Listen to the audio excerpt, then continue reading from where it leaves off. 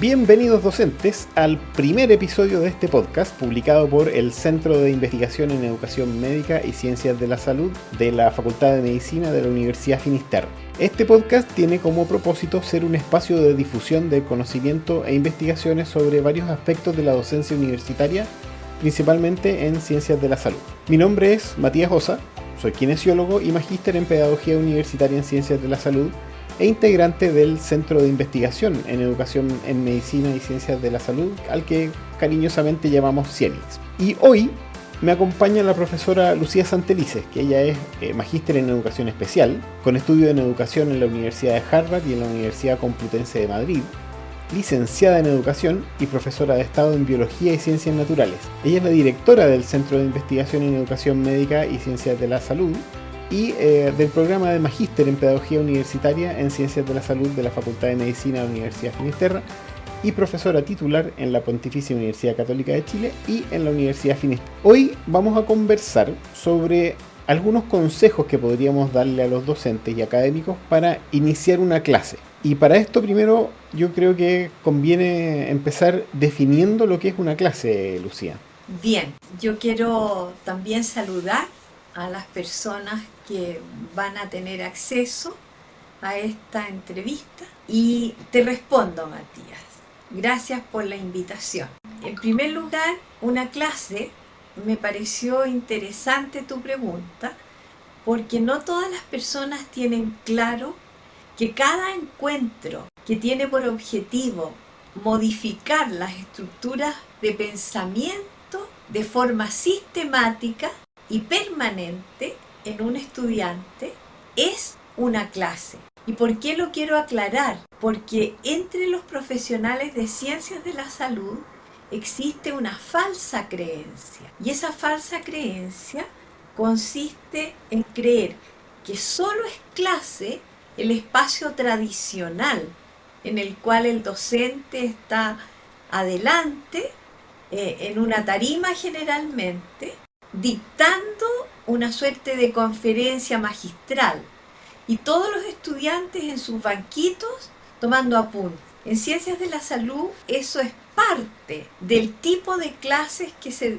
imparte, pero también es clase el espacio de una rotación clínica, al lado del enfermo o en un consultorio. También es clase las actividades que se realizan, por ejemplo, en kinesiología, en la consulta del kinesiólogo o en el gimnasio que está asistido por un kinesiólogo. Y es clase cualquier espacio de práctica profesional. Eso es el primer elemento que a mí me parece muy importante tener en cuenta. Ya, entonces podemos decir que la clase no es solamente la clase expositiva, sino que para efectos de lo que vamos a conversar hoy día, cualquier encuentro entre esta relación, esta dinámica entre docentes y estudiantes, va a ser lo que llamamos una clase. Exacto, eso es, justamente. Ya, entonces si hablamos de cómo iniciar este encuentro o esta clase, ¿cuál es la importancia de tener bien clara el inicio de esta sesión o de este encuentro para poder lograr los objetivos? Mira, este primer encuentro entre el docente y sus estudiantes, yo diría que marca la tónica de lo que va a ser la clase y de lo que va a resultar de esa clase en términos de aprendizaje. Así de importante es, Mati. ¿Y por qué? Porque en ese primer encuentro el docente debe encantar a sus estudiantes, debe despertar en ellos el interés por poner atención, que es una primera función cognitiva básica para poder aprender. Si en esos primeros minutos del encuentro el docente no es capaz de capturar la atención de sus estudiantes, yo te diría, usando una frase que es de Prensky, él dice que hoy día, cuando uno interactúa con los jóvenes, en los primeros segundos o los gana o los pierde.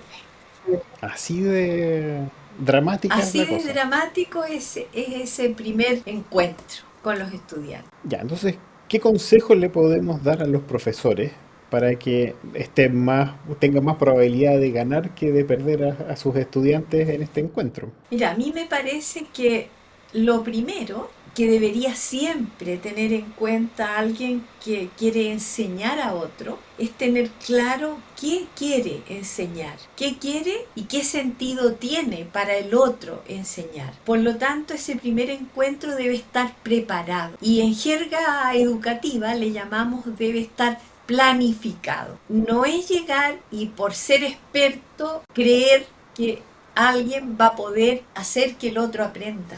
Y para eso entonces hay que utilizar ciertos recursos. En la Universidad de Harvard, hace ya más de 10 años, surgió un interesante proyecto que ha dado una cantidad de frutos increíble. En ese proyecto, que se llama el Proyecto Cero de la Universidad de Harvard, entre los hallazgos que los investigadores hicieron fue descubrir que hay un recurso que ellos llamaron los tópicos generativos o tópicos generadores. ¿Y en qué consiste ese tópico generador? Es un desafío que pone el docente en ese primer encuentro. En el primer encuentro con sus estudiantes, y de cara a estimular el aprendizaje, es bien importante que el docente le indique al estudiante, primero, las metas que espera de él o de ella en esa clase.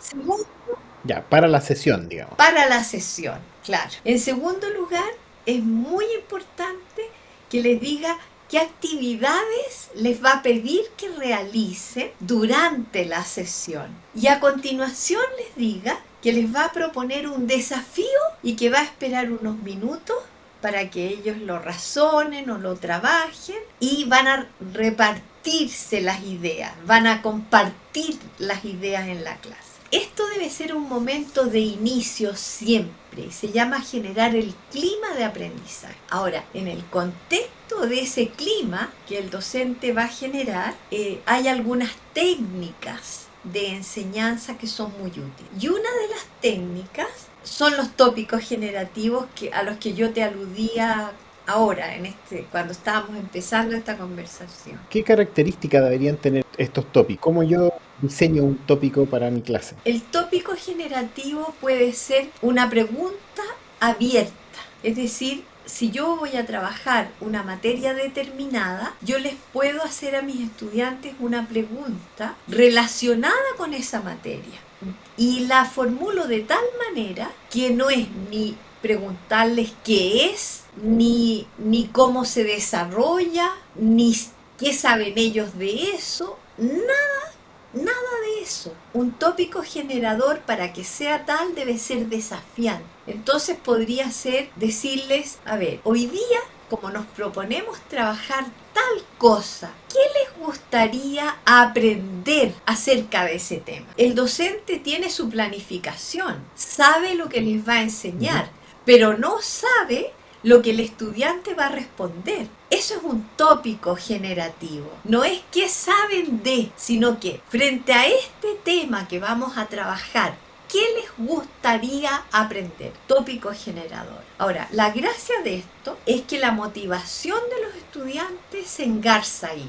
¿Por qué? Primero, porque ponen atención en el tema. Segundo, porque se ponen a pensar en el tema. Y en tercer lugar, porque ellos se sienten capaces, porque pueden dar una respuesta. A mí me interesaría tal aspecto o tal otro, dirá otro. Y si tengo 40 estudiantes, puede que se dé 40 respuestas. Y ahí puede venir un ajuste de expectativas. Exacto. Quizá lo que quieren es aprender los estudiantes no es exactamente lo mismo que yo tengo planificado para esa sesión, y ahí ajustamos un poco o negociamos un poco lo que podría llegar a salir de esa sesión. Perfectamente, claro, y eso es muy importante, Matías. ¿Por qué? Porque si tú no ajustas expectativas, también se te empiezan a descolgar los intereses y los estudiantes los pierdes. Entonces ahí lo importante es decir, fantástico este abanico de posibilidades, pero ¿qué tal si hoy día nos situamos acá? Y con la indagación que ustedes van a ir realizando acompañados por mí, vamos a ir abordando otros de estos interesantes temas que ustedes me han propuesto. Y entonces deja abierto No. al pensamiento. ¿Hay alguna otra forma de plantear este tópico generativo, como quizás desde la experiencia que tengan los estudiantes con respecto al tema, o desde un enfoque medio constructivista, qué es lo que saben que les puede permitir abordar mejor el tema? O sea, ¿hay más formas de desarrollar este tópico generativo? Exactamente, porque tú puedes usar otra técnica que es la resolución de problemas. Habitualmente las personas piensan que resolver un problema tiene que ver con algo matemático, por ejemplo. Y no, un problema es a lo mejor una interrogante muy importante, puede ser un caso clínico o puede ser una situación profesional determinada. ¿Y dónde está lo interesante? Lo interesante es que no es el docente el que hace las preguntas, son los estudiantes los que le preguntan al caso. Por ejemplo, si yo pongo un caso clínico, el docente puede dar esta instrucción. A ver, les voy a presentar un desafío. El desafío es este caso. ¿Qué se preguntarían ustedes para resolver este caso? ¿Te fijas? No haces tú las preguntas, sino que tú les propones a ellos que frente al caso se hagan preguntas. A continuación, tú recoges esas preguntas, de modo que todos vayan abriéndose al pensamiento divergente y les dices, bien, y ahora un segundo desafío. Yo les voy a dar a ustedes cierta información y el docente entonces ahí puede agregar información importantísima para resolver ese problema, o bien puede recordarles que les dijo que deberían haber leído el paper o el capítulo del libro. Entonces, a partir de esa nueva información que se aporta, y ahora, ¿qué responderían ustedes si agregamos este antecedente y este otro? Imaginen, y así vamos elaborando el pensamiento, hasta que llegará un minuto en que se le propondrá a los estudiantes que revisen la literatura especializada, y a lo mejor ahí se podrían dividir en pequeños equipos y hacer trabajos cooperativos, de modo que frente al caso uno va a abordar este aspecto del caso, otro abordará otro aspecto del caso y utilizarán las bases de datos que el docente les aporta. ¿Para qué? Imaginemos que la idea es que lleguen a una hipótesis sindromática y a fundamentar por qué esa hipótesis y no otra que podría haber surgido. Ahora, en la experiencia del centro que antes era la Oficina de Educación Médica, han observado muchas clases, muchos profesores haciendo sus sesiones de clases con estudiantes, y seguramente se han encontrado con varios errores que pueden ser frecuentes al inicio de una sesión. Podríamos quizá compartir con las personas que nos están escuchando cuáles son los errores que uno comete habitualmente en este inicio de una sesión de clase. Por ejemplo, improvisar este inicio, o entrar directo en la materia, qué sé yo. Yo creo que ahí tú estás dando los dos errores más frecuentes que uno ve. Yo diría que el más frecuente es que el docente no genera el clima inicial, es decir, llega y dice, bien, hoy día nos corresponde abordar tal cosa, y empieza el discurso. Créeme que la atención de los estudiantes va a estar dispersa por razones naturales, porque cuesta focalizar la atención.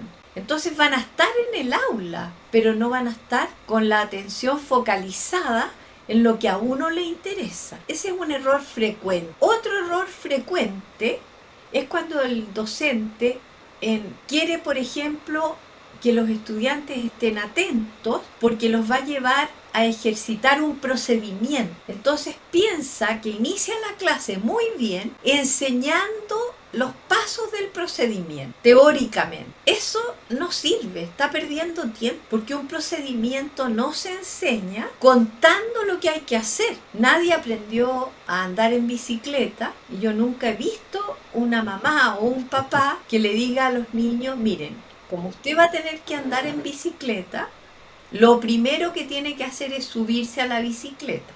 a continuación hacer tal cosa y a continuación otra, sino que sienta al niño en la bicicleta y con él en la bicicleta le va colaborando y enseñando las maniobras hasta que el procedimiento lo logra. ¿Te fijas? Entonces, esos son errores frecuentes y que muchas veces llevan a desmotivar al estudiante, porque si es una tarea que va más allá de sus posibilidades, se sienten incapaces. Y la parte afectiva, la parte emocional es fundamental al inicio de una clase para capturar la atención. El estudiante necesita sentir que puede aprender. Y sobre este tema, ¿tienes alguna publicación que recomiendes a las personas que están escuchando para que desarrollen un poco más el tema? ¿O algún autor que se haya dedicado a esto o algún investigador para recomendarles a las personas que están escuchando? Sí, hay dos investigadores, Deci y Ryan, que desde el año 2000 en adelante, hasta el último trabajo que yo les conozco es del 2020, están demostrando que el inicio de la clase es fundamental. ¿Y por qué es fundamental? Es fundamental porque ocurren varios fenómenos. El primero es que se puede detonar la motivación intrínseca. ¿Y qué es lo que ellos han demostrado? Han demostrado que cuando se genera un buen clima inicial en esta relación docente-alumno, se activan la secreción de dopamina, que es un neurotransmisor que tiene una gran influencia sobre el aprendizaje y que aumenta la sensación de placer vinculado a estos desafíos y a los desempeños. Y esto se ha demostrado en Chile, lo demostró Ligeti y colaboradores en el año 2020. Demostraron que estudiantes que podían tener un aprendizaje activo y propio, independiente de lo que el profesor podría decir o no decir, tenían una alta motivación intrínseca. Y al tener una alta motivación intrínseca, ocurría lo que Deci y Ryan también corroboraban en el 2020. Eran estudiantes con alto rendimiento en términos de aprendizaje. Entonces yo les recomendaría a estos dos autores, a Deci y Ryan, con sus publicaciones que vienen desde el año 2002, tienen otra muy importante en el 2012 y otra en el 2020. Y también Rogers en el 2017 y Ligeti y sus colaboradores en el 2020. Ligeti trabaja en Chile. Y todos tienen que ver con la generación del clima y con la motivación intrínseca, que se gana o se pierde, como dice Prensky, en los 5 o 10 primeros minutos de una clase universitaria. Hay harto que leer y que estudiar entonces al respecto. Y bueno, para ir cerrando o sintetizando, si las personas que nos están escuchando van a recordar una sola idea, si tienen que recordar una sola cosa, ¿qué es lo que le recomendaríamos que pongan más atención o qué es lo que deberían recordar? Yo creo que deberían recordar primero que es el estudiante quien aprende y que para aprender es necesario unir lo conocido con lo nuevo. ¿Y cómo se une lo conocido con lo nuevo? Generando un buen clima inicial de aprendizaje. ¿Qué significa un buen clima general de aprendizaje? Un clima de acogida en el cual el docente se torna transparente y dice: yo quiero que ustedes en esta sesión aprendan y logren tal resultado. Y para lograr ese resultado, yo los invito a que realicemos esta actividad, esta y esta actividad. Y que planteen entonces el desafío inicial. Yo creo que si se quedaran con esa idea, sería espectacular. Muy bien, pues entonces ese sería nuestro tiempo para el tema de hoy. Muchas gracias, Lucía. Y no sé si también quieres despedirte tú de quienes nos están escuchando. Sí, yo les quiero dar las gracias por haberme prestado atención y bueno, me encantaría, Matías, que me convidaras en algún minuto porque también es interesante profundizar en el tema de cómo sigue el desarrollo de la clase y cómo se debería cerrar una clase. Hay mucha investigación científica respecto a cada momento de la clase. Gracias, Matías. Fue muy interesante este espacio. Por supuesto, y son temas que tenemos pensado tratar más adelante. Así que con eso nos despedimos. Les cuento que Bienvenidos Docentes es un podcast para todo aquel que se interese por la educación universitaria en ciencias de la salud y es desarrollado por el Centro de Investigación en Educación Médica y en Ciencias de la Salud de la Facultad de Medicina de la Universidad Finisterre en Santiago de Chile. Este podcast está disponible en Apple Podcast, Google Podcast, Spotify y otras plataformas donde se distribuyen estos podcasts. Tenemos un sitio web, ciemixfinis.cl, y nuestro correo electrónico es ciemix@uft.cl. Muchas gracias por escucharnos y sigamos aprendiendo.